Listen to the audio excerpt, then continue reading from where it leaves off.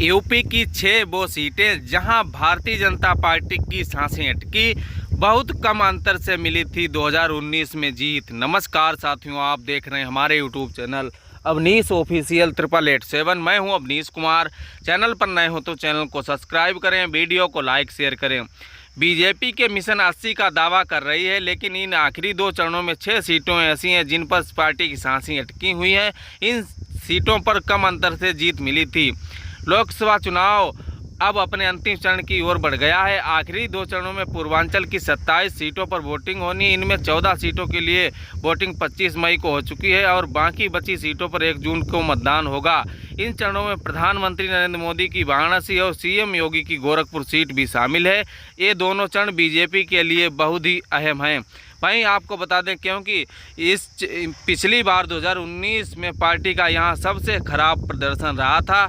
आपको बता दें, बीजेपी मिशन 80 का दावा कर रही है, लेकिन इन आखिरी 2 चरणों में 6 सीटें ऐसी हैं जिन पर पार्टी की सांसें अटकी हुई हैं। इनमें सीटों पर बहुत कम अंतर से पार्टी को जीत मिल पाई है। ये सीटें हैं मछली शहर, चंदौली, सुल्तानपुर, बलिया, बस्ती और कौशाम्बी, जहां बीजेपी हारते हारते बच गई। ऐसे में अगर थोड़ा भी वोट स्विंग होता तो विरोधी पक्ष का इसका फ़ायदा मिल सकता है। 2019 में सपा बसपा मिलकर चुनाव लड़े थे, जो सबसे मजबूत गठबंधन माना जाता है। इसमें मछली शहर ऐसी सीट थी जिस पर बीजेपी को कड़ी टक्कर मिली थी। इस सीट पर बीजेपी के बीपी सरोज सिर्फ 181 वोटों से जीते थे।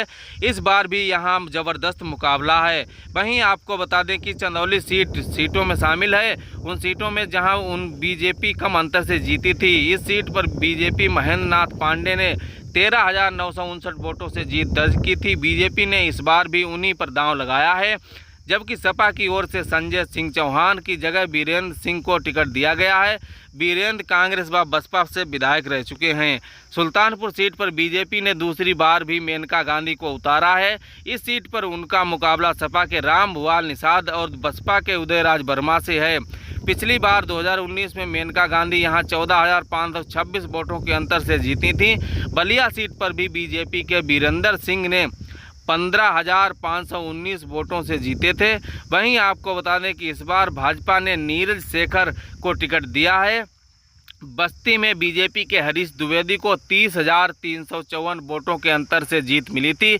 इस बार फिर वो मैदान में हैं। उनका मुकाबला सपा के राम प्रसाद चौधरी से है। इस सीट पर कुर्मी और दलित वोटर्स खासी तादाद में हैं। कौशाम्बी सीट पर बीजेपी को 38,722 वोटों के अंतर से जीत मिली थी। इस बार भी बीजेपी ने विनोद सोनकर को टिकट दिया है, जबकि सपा के इंद्रजीत सरोज के बेटे पुष्पेंद्र सरोज को चुनावी मैदान में उतारा है।